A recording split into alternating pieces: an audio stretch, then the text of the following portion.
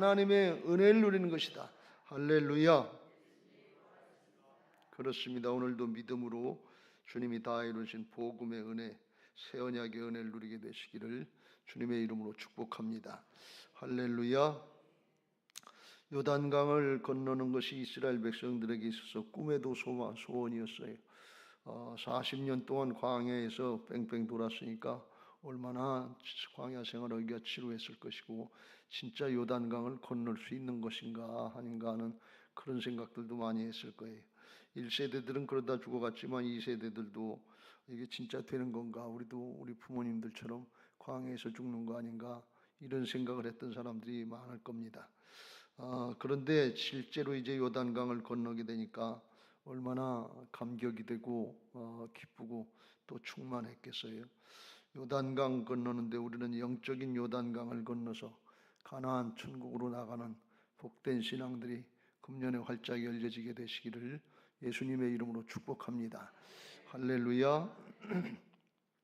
1절에 여호수아가 아침에 일찍 일어나서 그의 모든 이스라엘 자손과 더불어 시딤에서 떠나 요단에 이르러 건너가기 전에 거기서 유숙하니라 그랬습니다. 아침에 일찍이 한다는 것은 무엇보다도 우선해서 하나님의 일을 한다는 의미도 있고요.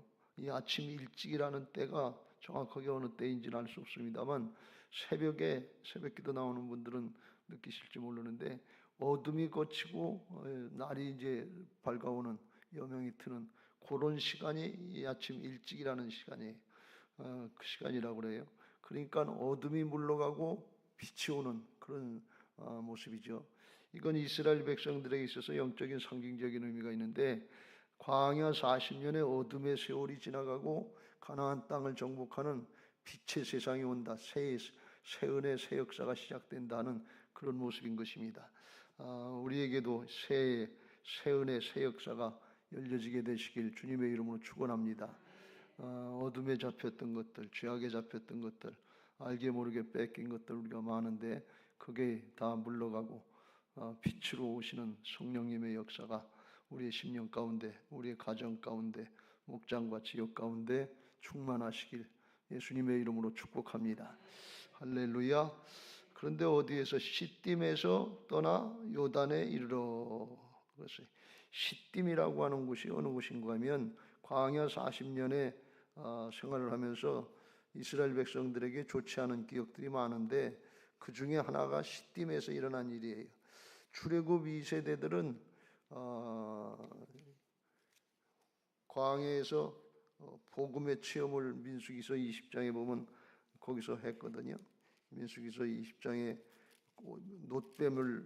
불뱀을 만나서 거기서 이제 죽어갈 때 이스라엘 백성들이 회개하고 돌이키니까 불뱀을 없애달라고 요청할 때 하나님이 불뱀을 없애주는 게 아니라 지팡이에다가 놋뱀을 만들어서 그걸 올려봐라 그러면 살 거다. 그러니까 놋뱀을 본 자마다, 불뱀에 물렸지만 놋뱀을 본 자마다 그들의 거기서 살아났다 하는 그런 말씀이 나오는데, 그 역사가 놋뱀 사건이고 광야의 복음의 체험의 사건인데, 광야에서 복음을 체험하고 하나님만 바라보면 놋뱀이 있어도 불뱀이 있어도 불뱀에 물려 있어도 살아날 수 있다 하는 걸 체험했음에도 불구하고 또 걸려 넘어간 사건이 있는데, 이 시딤에서 민수기 25장에 보면 모압 여인들에게 유혹을 받아가지고서 그만 그들 따라가가지고 바알볼, 그들이 섬기는 우상 숭배하는데 거기 접속을 해서 간음을 행하고 우상에 거기 이제 섬기는 데 가서 절하고 그래서 죄를 졌어요. 아주 하나님이 가장 미워하시는 그런 죄를 졌지요. 그래가지고 하나님 앞에 이제 바알볼에서 모압 여인들을 음행하고 큰 죄를 졌는데, 거기에 가담한 사람들을 하나님이 징벌 하셨는데, 그때 죽은 사람이 얼마인가 하면 연병으로 죽은 사람들이 2만 4천 명이 죽었대요. 말이 2만 4천 명이지 2만 4천 명 죽으면 어떡하겠어요. 큰일이죠. 지금 테헤란에서 민중봉기가 일어나는데 2천 명이 죽었다, 몇백 명이 죽었다 그러는데 2만 명이 죽었다 그러면 큰일 아니겠어요? 중국에서도 2만 명이 죽었다 그러면 큰일 아니겠어요? 중국도 심상치 않다고 그러는데, 그러니까 이게 아주 큰 사건이었죠. 그게 하나님 앞에 바알볼 우상을 섬기는 데 쫓아갔고 하나님을 체험했다고 하면서도 또 음란을 행하고 하나님을 진노하게 하는 그런 사건이 있었던데요. 그게 바로 요단강 건너기 바로 전에 시딤이라고 하는 평야에서 거기서 모압 여인 들어오고 그랬으니까 이게 사람은 정말 믿을 게 못 돼요. 장담을 못 해요. 내가 나를 주장한다고 해도 이게 믿을 게 없어요. 어느 순간에 어떻게 넘어갈는지 알 수 없어요. 그런 곳에서 떠난다. 그런 죄악된 곳, 수치스러운 곳, 다시 생각하고 싶지 않은 곳, 그런 곳에서 떠나서 요단강으로 가는 거예요. 그러니까 그들도 아마 굉장한 마음에 설렘, 기대하는 것도 있고 이런 데는 빨리 떠나야 된다 하는 그런 생각도 있었겠지요. 그런데 거기 가서 이 절에 보면 바로 건넌 게 아니고 빨리 건너고 싶은데 사흘 후에 사흘을 또 기다렸다는 게, 왜 기다리게 하셨는가 하는 것에 대해서 정확히 알 수 없습니다만 5절 말씀을 보면 짐작할 수 있는 게, 여호수아가 또 백성에게 이르되 너희는 자신을 성결하게 하라. 여호와께서 내일 너희 가운데서 기이한 일, 기적을 행하실 거다. 요단강을 가르실 것이다. 그런 말씀인데 아마 자기들의 지은 죄에 대해서 회개할 시간, 성결하게 하나님께로 돌이킬 시간을 주신 것 같아요. 우리가 기회가 있으면 거룩한 근심들을 많이 하시길 주의 이름으로 축복합니다. 왜 그런가 하면 하나님의 나라의 역사는 거룩의 능력이에요. 오늘도 나옵니다만 이 일은 하나님이 하셔요. 요단강은 하나님이 갈르셔요. 가나안 땅은 누가 하시는 거면 하나님이 정복하신다 말이에요. 하나님이 대신 싸우신다 말이에요. 새 언약이 믿음이, 새 언약이 복음인데 복음을 다 이루신 분이 주님이시란 말이죠. 그걸 또 우리 안에 오셔서 적용하시고 일어나게 하시고 보증해 주시는 분, 그분도 하나님, 성령 하나님이시란 말이에요. 그러니까 하나님이 하나님의 일 다 하시는 거예요. 결론부터 말씀드리는데 거기에 우리는 뭘 해야 되냐?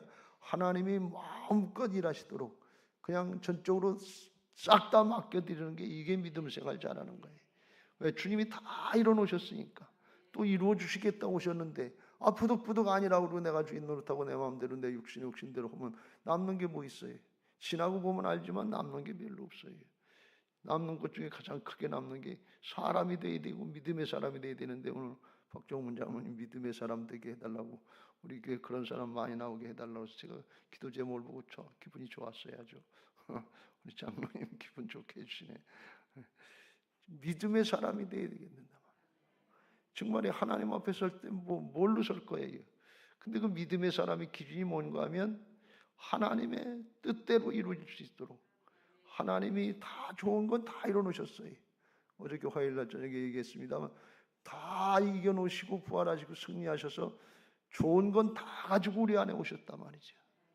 생명도 있고 믿음도 있고 감사도 있고 지혜도 있고 능력도 있고 은사도 있고 감사도 있고, 주님이 좋은 건 다 가져오셨어요. 그러니까 그 주님이 그걸 좋은 것들, 능력, 역사를 행하실 수 있도록 온전히 맡겨드리는 거, 이게 이 신앙의 승리의 비결인 것을 믿으시기 바랍니다. 요게 부활신앙인 것을 믿으시기 바랍니다. 주님의 주권자고 그냥 맡겨드리는, 주님이 주님의 일 하신다니까요. 예수님이 성령으로 다시 오셔서 새 언약의 성취를 우리에게 이루어 주시는 것이, 이게 복인 줄로 믿습니다. 그 안에 다 있어요. 치유도 있죠, 죄사함도 있죠, 또 귀신을 쫓겨나가는 역사도 있죠. 주님이 하신 게 또 오병이의 기적을 행하시는 것처럼 풍요하는 게 축복하시는 것도 있죠. 없는 게 없어요. 좋은 건 다 예수 그리스도 안에 있어요. 그러니까 그걸 행하실 수 있도록 우리는 말씀 듣고 내게 적용되는 음성이 들려지면 믿음으로 맡겨드리는 거예요. 순종하는 거예요. 그럼 주께서 행하실 줄로 믿습니다. 오늘 사흘 후에 그랬는데 그걸 바라보면서 하나님의 역사를 기대하면서 우리는 거룩한 근심을 하면서 주님께로 잘못된 건 돌이키고 회개하고 보혈로 씻음 받고 은혜 받을 준비들을 해야 될 줄로 믿습니다. 이 일은 주님이 하신다니까요. 그러니까 하나님의 역사, 하나님의 은혜를 받으려면 은혜 받을 준비를 해야지요. 아무런 준비도 안 하고서 주시면 좋고 안 주시면 할 수 없고, 그거는 내 중심이지 하나님 중심이 아니에요.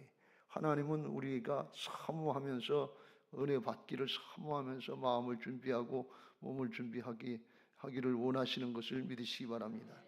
사흘을 기다려서 이제 건너가라고 그러시는데, 준비하라고 그러는데, 언약궤를 매는 제사장들, 언약궤를 매는 제사장 뒤를 따라가라.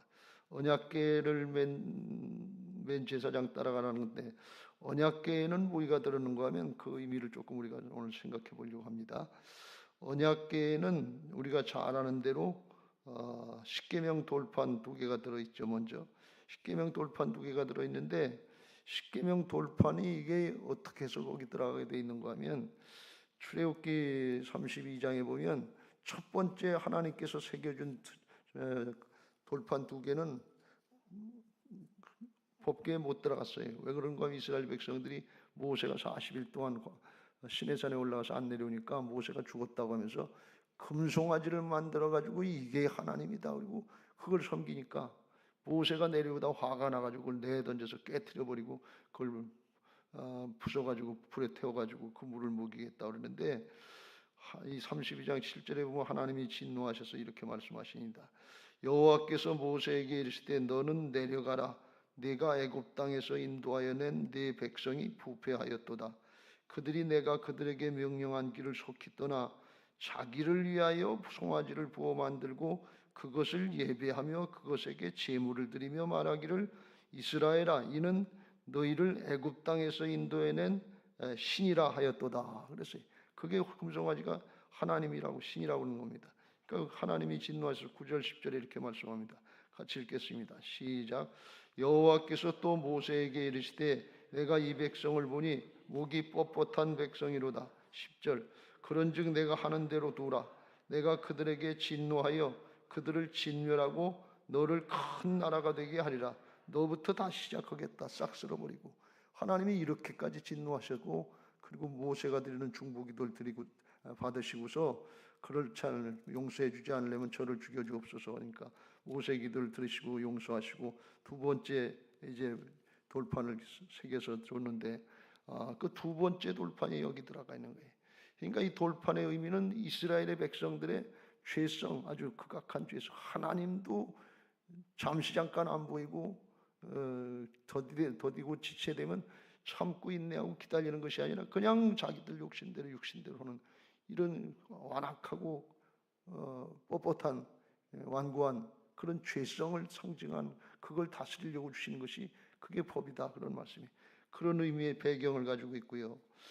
또 하나 그 안에 들어가 있는 게 아론의 쌍난 지팡이가 있다고 그랬죠.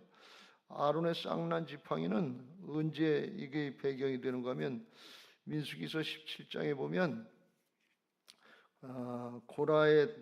고라와 다단의 일당들이 반역을 일으킨 그런 모습이 있는데, 그걸 이제 다스리려고 12지파에 하나씩 지팡이를 가져와라. 그래서 지팡이를 가져온데 누가 진짜 하나님 택한 지파냐 하는 걸 나타내려고 할 때, 그때 아론의 지팡이에서 싹이 났기 때문에 하나님께서 죽은 아론의 지팡이에서 싹이 난 그 지파가 하나님의 정통성을 얻은 그런 리더다, 지도자다, 그걸 깨우쳐 주는 거예요. 그래서 17장의 10절에 보면 그렇게 말씀합니다. 여호와께서 또 모세에게 이르시되 아론의 지팡이는 증거궤 앞으로 도로 가져다가 거기 간직하여 반역한 자에 대한 표징이 되게 하여 그들로 내게 대한 원망을 그치고 죽지 않게 할지니라. 그걸 보면 반역하면 죽는다 말이지. 하나님이 택하신 사람에게는 이렇게 죽은 나무에서도 살구꽃이 피고 열매가 맺는 것처럼 그렇게 하나님이 함께 하신다 하는 그런 반역에 대한 징계, 그런 증거물로다가 넣으라고 그런 게 이게 아론의 쌍난 지팡이예요. 그러니까 이것도 이스라엘 백성들이 다는 그러지 않았지만 모세와 아론에 대해서 반역하고 이제 대들고 할 때, 그때 그걸 깨우쳐 주기 위해서 하나님께서 넣으신 것이 이게 아론의 쌍난 지팡이란 말이죠. 그리고 만나를 담은 항아리를 넣으라고 그랬는데, 그것도 이스라엘 백성들이 출애굽기 16장에 보면 자우지간 모기가 부족하고 모자라면 즉시로 원망하고 불평하고 그랬어요. 이게 노예의식이라고 그랬지요. 참고 기다리지를 못하는 거예요. 피해의식, 손해의식에 사로잡혀서 견디지를 못하는 거예요. 16장의 1절 이후에 보면 그랬어요. 이스라엘 자손이 온 회중이 엘림에서 떠나 엘림과 시내산 사이에 있는 신광야에 이르니 애굽에서 나온 후 둘째 달 15일이라. 그러니까 가지고 왔던 것들이 다 떨어지고 양식이 떨어져 가는 것 같아요. 이스라엘 자손 온 회중이 그 광야에서 모세와 아론을 원망하여 이스라엘 자손이 그들에게 이르되 우리가 애굽 땅에서 고기 까마 곁에 앉아 있던 때와 떡을 배불리 먹던 때에 여호와의 손에 죽었더라면 좋았을 것을. 너희가 이 광야로 우리를 인도해내어 이 온 회중이 줄여 죽게 하는도다. 4절 같이 읽겠습니다. 시작. 그때 여호와께서 모세에게 이르시되 보라, 내가 너희를 위하여 하늘에서 양식을 비같이 내리니 백성이 나가서 일용할 것을 날마다 거둘 것이라. 이같이 하여 그들이 내 율법을 준행하나 아니하나 내가 시험하리라 그랬어요. 이것도 하나님을 시험하는 그런 원망과 불평 가운데 주어졌어요. 우리가 잘 아는 것처럼 이스라엘 백성들이 40년 동안 공짜로다가 날마다 하나님의 은혜를 보면서 만나를 먹었지만 그 만나에 대해서 감사했다거나 만족했다거나 좋아했다거나 그런 표현이 없어요. 맨날 이 똑같은 것만 먹게 한다 그러고 그랬지. 가나안 땅에 들어가니까 그게 끝쳐졌는데 우리가 은혜가 항상 넘치구나, 은혜가 낭비되지 않도록 잘 선용해야 될 줄로 믿습니다. 끊어질 때가 있어요. 항상 주시는 게 아니에요. 그 선용하고 주어질 때 잘 예비해서 사용하시길 주의 이름으로 축원합니다. 먹을 것만이 아니라 그래서 신명기 8장 3절에 보면 사람이 떡으로만 사는 것이 아니요 여호와 입에서 나오는 모든 말씀으로 사는 줄을 내가 알게 하려 하심이라. 우리는 영적으로 거듭난 하나님의 자녀들이기 때문에 육신의 양식, 떡으로만 밥으로만 사는 것이 아니고 하나님의 영의 양식인 말씀으로 사는 것을 믿고 말씀을 받아 영의 사람으로 속사람으로 받아 잡수시길 주의 이름으로 축원합니다. 육의 양식으로만 채우려고 그러면 광야 이스라엘 백성들처럼 아무리 좋은 걸 줘도 공짜로 줘도 은혜인 줄 모르고 원망하고 불평한다는 거예요. 말씀으로 영의 양식으로 우리의 영의 사람 영이 채워지고 영혼이 잘 돼야 감사한 줄 알고 복된 줄 알고 감사하면서 은혜를 누리지, 육신의 것 가지고만 하려고 하면 욕심에 사로잡힌 옛사람이 되기 때문에 조금 더 불만족으로 산단 말이에요. 그래도 광야에서 죽어가는 거예요. 육신의 양식으로만 살지 말고 모든 말씀 영의 양식으로 사시길 주의 이름으로 축원합니다. 그래서 내 영혼이 잘된 같이 범사가 잘되고 강건하게 되시기를 주님의 이름으로 축복합니다. 그래서 언약궤를 메고 들어가라 하는 뜻은 이스라엘 백성들을 가만히 보면 이 세 가지 사건만 죄를 진 건 아니지만 대표적인 사건들인데 그 모든 죄의 내용이 언약궤 안에 있다는 거예요. 그 언약궤를 제사장들이 메고 요단강으로 들어가는 건데 이 모든 죄를 짊어지고 가는 거나 마찬가지인데 이게 뭔가 하면 예수님의 모습이에요. 예수님이 짊어지고 요단강에 들어가셔서 대신 죽어주시는 거예요. 이스라엘 백성들이 요단강에 죄값으로 다 들어가서 죽어야 되는데 하나님이 거기를 갈라놓으시고 제사장들로 해서 거기 요단강에서 죽는 모습을 보여주시고 대속하는 모습을 보여주시고 거기서 나와서 이제 기념비를 돌을 세우라고 할 때 4장에 그런 말씀이 나오잖아요.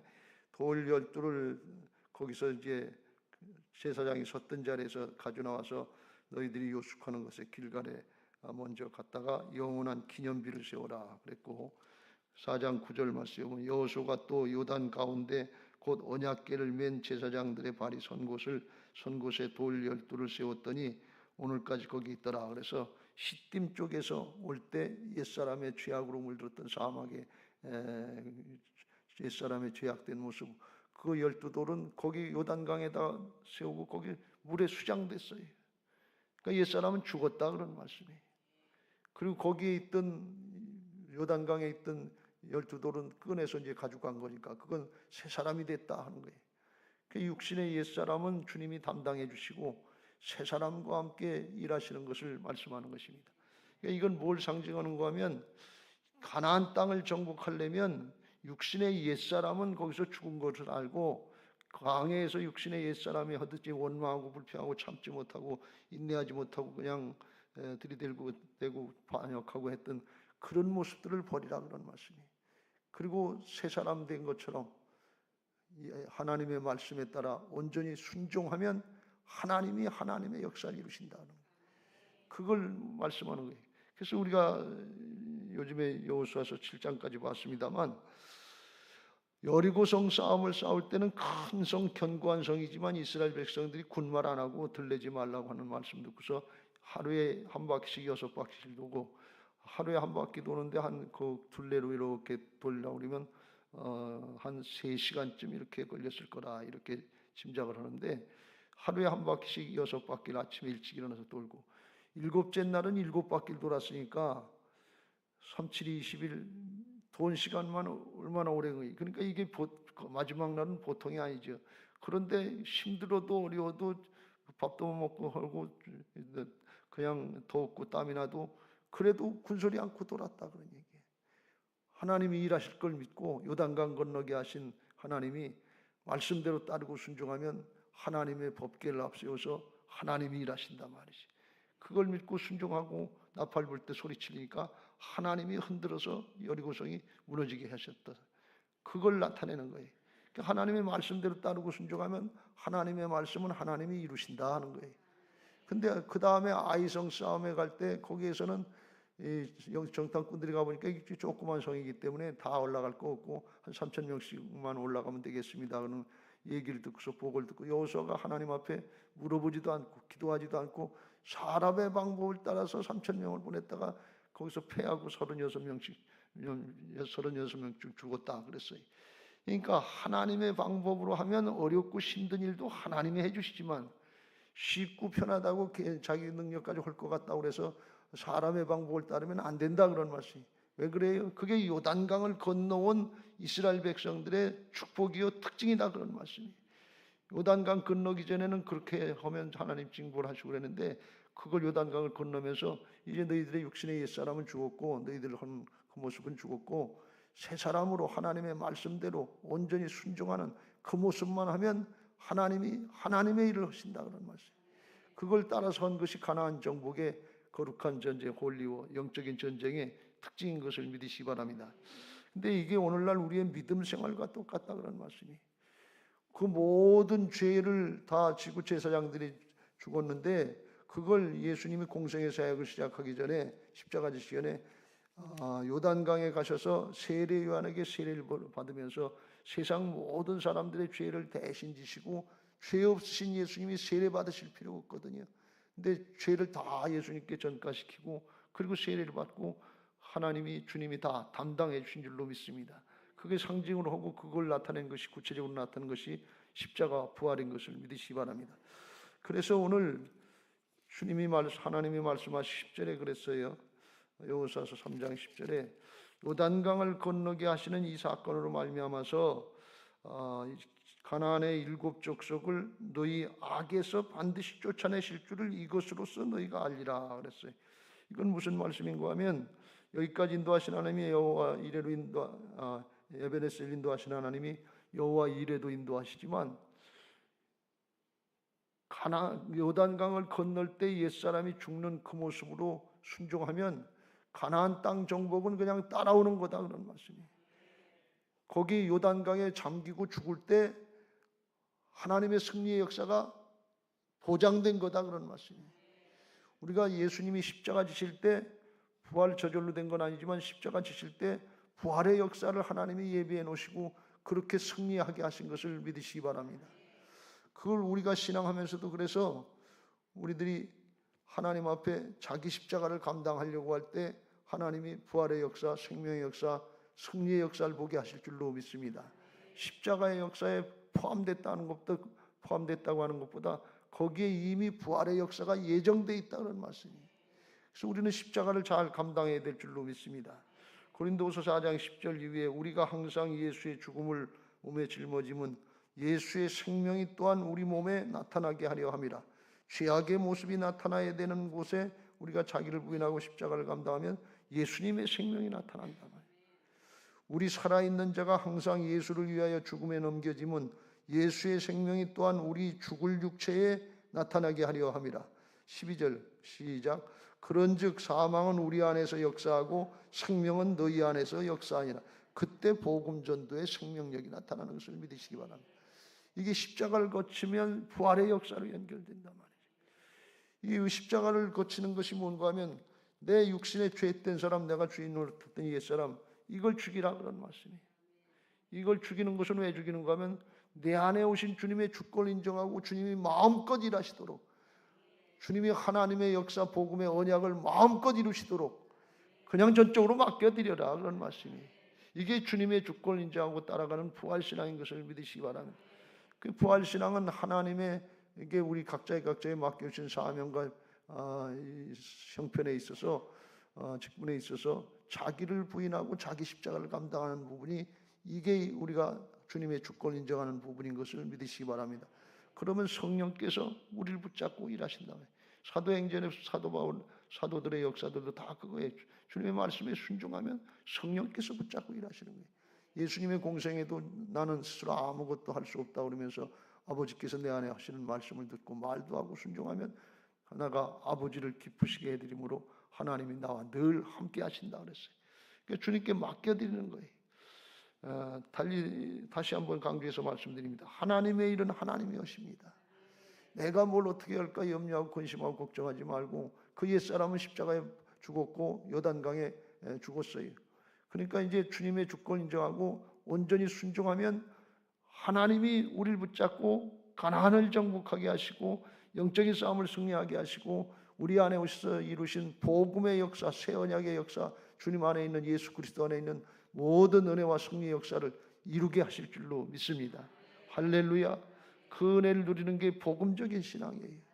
그러니까 율법적인 신앙 모양 내가 뭘 해야 하는 것은 부담감이나 의무감으로 하지 말고 주께서 다 이루신 걸 가지고 내 안에 오셔서 기다리고 계세요. 언제나 맡겨줄까? 언제나 청종할까? 기다리고 계신 거예요. 그걸 주님의 음성을 듣고 주님의 뜻을 깨닫고, 오늘도 여러분의 말씀 듣다가 내가 이 부분에 하나님이 생각나고 불순종하고 거역한 부분이 있다 그러면 이거 회개하고 돌이켜야 되겠다. 그 순종해 보세요. 그럼 주께서 붙잡고 일하실 줄로 믿습니다. 복음의 은혜를 누리게 하실 줄로 믿습니다. 하나님의 일, 하나님의 말씀, 언약은 하나님께서 이루시는 거예요. 부활의 주님 성령님께서 이루시는 거예요.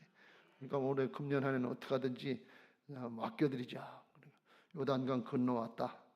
여호수아의 표현을 하면 요단강 건너온 사람들이 되는 거고, 신약의 표현을 이야기하면 우리가 주님과 함께 죽고 주님과 함께 산 새 사람이 된 줄로 믿습니다.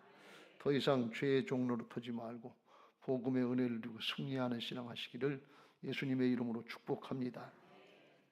자, 오늘 그래서 우리가 요단강 건너가게 해달라 하는, 영적인 요단강을 건너가게 해달라고 하는 마음으로다가 606장 며칠 후 요단강 건너가 만날에 찬양하시고 그렇게 되게 해달라고 기도하겠습니다. 중심으로 우리가 육신의 옛사람이 죽은 것